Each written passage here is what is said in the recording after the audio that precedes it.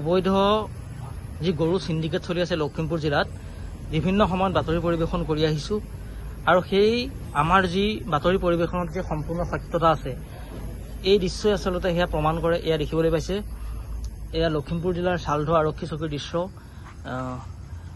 এটা, দুটা, তিনিটা, চাৰিটা আৰু পাঁচটাকৈ বলধ গৰু কঢ়িয়াই আনিছিলে এইখন বাহনত AS07BC5608 আৰু এইখন এই চালধোৱা আৰক্ষী চকীত ৰাখি থোৱা হৈছে। এনেকৈ এতিয়া আৰক্ষীয়ে আচলতে এক প্ৰকাৰৰ গৰু পোহপাল দিবলগীয়াত পৰিছে। এয়া আপোনালোকক দেখুৱাইছোঁ, এয়া চাওক।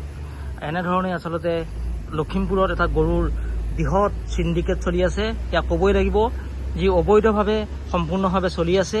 গাড়ীত এনেধৰণে যি বিভাগীয় যি কেটল এক্ট আছে সেই এক্টৰ মতে যিসমূহ লাগে, বিভাগীয় নথি পত্ৰ লাগে বা এখন জিলাৰ পৰা এখন জিলালৈ গৰু সৰবৰাহ কৰিব নোৱাৰে গাড়ীৰ যোগেদি, তেনেধৰণৰ বিভিন্ন ধৰণৰ নিয়ম আছে। কিন্তু সেই সকলো নিয়ম যি ভংগ কৰি এনেধৰণে এনেকৈ গৰুসমূহ লৈ যোৱা হয়, বিভিন্ন সময়ত দিনে নিশাই লৈ যোৱা হয় আচলতে।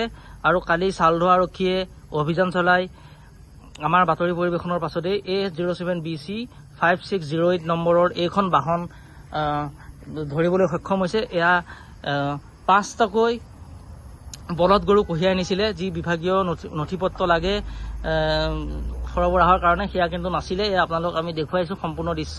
আৰু এনেধৰণেই আমি আৰক্ষীক অনুৰোধ জনাইছোঁ, জিলা আৰক্ষী অধীক্ষককো আমি অনুৰোধ জনাইছোঁ যে তেওঁলোকে যেন কঠোৰ পদক্ষেপ ইয়াৰ সন্দৰ্ভত গ্ৰহণ কৰি থাকে আৰু এনেধৰণে যেন গৰু সৰবৰাহ কৰা গাড়ীসমূহ জব্দ কৰে আৰু লখিমপুৰ জিলাত যি গৰুৰ এটা বৃহৎ সিন্ডিকেট চলি আছে সেই সিন্ডিকেটটো যেন নাশ কৰে।